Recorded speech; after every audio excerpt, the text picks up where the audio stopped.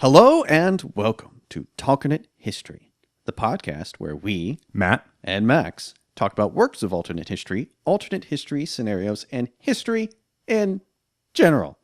Today, we will be talking about the Korean War. Some people call it the Forgotten War, and in consideration for that, let's give a quick rundown of what the Korean War was, why it was important. So basically, for people who don't know, the Korean War went from 1950 to 1953, June of 1950 to July of 1953. Basically, it started off with North Korea invading South Korea in hopes of reuniting the Korean Peninsula under their control. North Korea had been a proxy state of the Soviet Union, South Korea of the United States. North Korea almost overran the entire country of South Korea. The U.S. came in at the last second and sort of held them off. They launched a landing at Incheon near Seoul later that year with Douglas MacArthur in command. They pushed back the North Koreans into North Korea. China invaded North Korea, pushed back the United States, and basically the line stabilized, and that's where the modern-day border between the two countries still exists. It was basically a stalemate war for 2 years. There wasn't anything very decisive about it, but it's called the Forgotten War because it just gets overshadowed by the fact it's only 5 years after World War II, and Vietnam, which comes longer afterwards. But U.S. attention in wars in Asia is definitely focused on Vietnam over Korea. Right, and that's exemplified in the alternate history. Like, there's not a lot of it at all. I really like this topic, alternate history, and I have a big alternate history collection. There's almost nothing on the Korean War. I think I can think of like 2 stories that I could find, only one of which was really related to the Korean War, and there's another one where it's just sort of tangentially mentioned a different Korean War. So basically, this is pretty untrodden ground. Let's talk about our first possible scenario. Let's say the North Koreans win. What does that mean? Is it likely? Well, I don't know if it's likely, but it would be a huge change because obviously you would have the entire Korean peninsula would be under North Korean control, which would probably be awful for those who would be in South Korea. I don't think the U.S. is just going to give in. Let's say what was the Pusan perimeter, which was sort of the last stand in South Korea. If the North Koreans overrun the U.S., South Korea occupied by the North is a huge threat to Japan. So I don't think the U.S. is just going to lay down. Right. The U.S. very much does not want more communist states coming into ascendancy in the 1950s. Like, absolutely not. They're not interested in that at all. Oh yeah, I think it's a huge threat, and based off of sort of the anti-communist sort of feelings that are existing at the time, I just don't see a way that the U.S. is going to say, okay, well, you overran the whole peninsula. I think instead of landing at Incheon, they may have attempted another landing in the south of the country and then just pushed the North Koreans back up to what had been the former border. But I don't know if the U.S. is going to go farther than that. They may be very tired because North Korea is a tough place to fight. The terrain isn't very adequate for using armored vehicles and such. So what do you think about this, Max? I've been talking too long on it. I think you're right about that. America definitely would not just lay down and let Korea get taken over. They would do something. And it might mean a much larger scale invasion. We'd probably remember it a lot more because it'd be much more of a slog, probably. And considering the time period, we could maybe even see nuclear weapons being used in this war. Yeah, I think there might have been a possibility sort of, because the U.S. at the time was seriously considering using atom bombs as tactical weapons. And in this situation, which is sort of the most dire situation it could be for the U.S., they may resort to that. And that would have a lot of implications down the road, obviously. Because maybe nukes become used tactically more often, which is not good. No. But that would be a big change in warfare. Yeah, probably for the worse is probably a good guess. But we can sort of twist the scenario a little bit. So let's say Pusan doesn't fall, but then Incheon fails. Because the landing in Incheon was a very daring operation. Actually, a lot of historians will say that it may have been Douglas MacArthur's finest moment, one of his biggest gambles. But so Incheon fails. What do you think happens after that, Max? God, it's a much longer, much more difficult war. However, if Incheon fails, there wouldn't be just this meteoric rise up the peninsula like we saw in real life. Mm-hmm. Like, it might have been a much slower assault, and because of that, they might have just ended in stalemate. We might not have seen the Chinese come flooding in because we almost took over all of North Korea. Well, yeah, that's true. In real life, we did overrun almost the entirety of the country. So in a case like this, in Incheon failing, or the U.S. having to invade the country all over again from Busan, this is the U.S. may just get to the old border and say, we're tired of this fight. We're just going to stay here, and there's really no reason for the Chinese to get involved. Right. Let's negotiate a white peace, because the Chinese want a buffer zone. They don't want an allied U.S. puppet government right on their borders. They want to keep North Korea there so they can have some wiggle room. I think it's going to be hard to see how North Korea isn't going to get out of this situation with more than what happened in reality, which is a stalemate. I just don't see the United States just giving up and saying, okay, well, you took the whole place. So I think this raises probably one of the more vital issues to discuss, is Chinese involvement in the war. So what if there is no Chinese involvement? How would we get to that point, Max? Well, okay, you have to keep in mind, this is 1950 that the Korean War is happening. China didn't win the Chinese Civil War until 1949. Not very long at all. If we had seen the war go differently for them, for the Chinese, their civil war, we could see them too bogged down in fighting with the nationalists to really think about getting involved in Korea. I think that's totally plausible that could have happened. Yeah, I agree with you. And that may have been, if the U.S. didn't want China to get involved, that would probably have been the most likely situation, is if the Civil War had still been dragging on. Maybe the Chinese felt that they didn't have the ability to send troops in like they did in reality. So maybe you would have seen the U.S. take the whole of the Korean peninsula.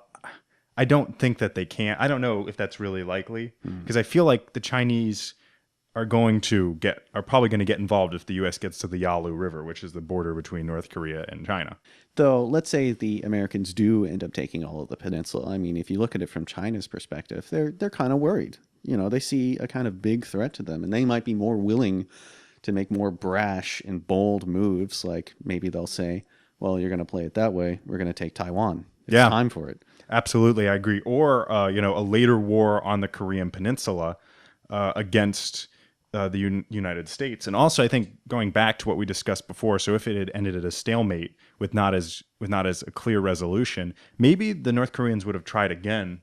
Later on, maybe there would have been a second Korean War. Exactly. Because in reality, both sides were so exhausted by 1953 that they really didn't feel like there was going to be a continuation of the war. And technically, the war never ended. It was only an armistice. There was never a peace signed. But I guess it would have been interesting to see, maybe in a situation like this, there may have been another conflict would have emerged again. What do you think about that, Max? I think you're right. I think it's a very interesting point.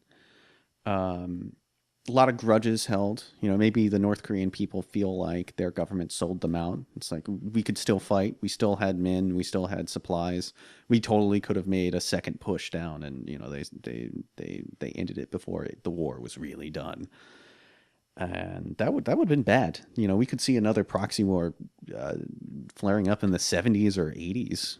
Yeah, that would have been fascinating. Well, first they'd have to deal with, if they conquer the whole of North Korea, the U.S., and integrates it into South Korea, communist insurgency for first off. Oh, so. Totally. I mean, you can't forget that these communist people in the North still exist, and they vote.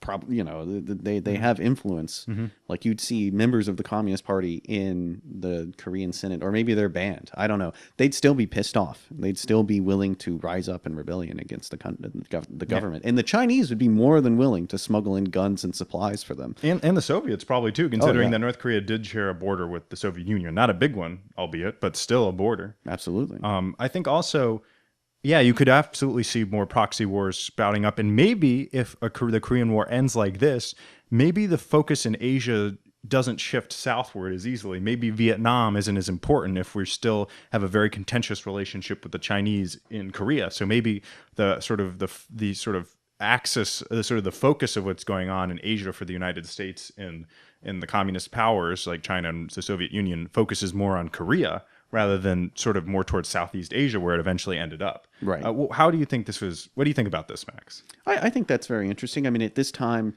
France was having a lot of difficulties in French Indochina. It was kind of falling apart for them.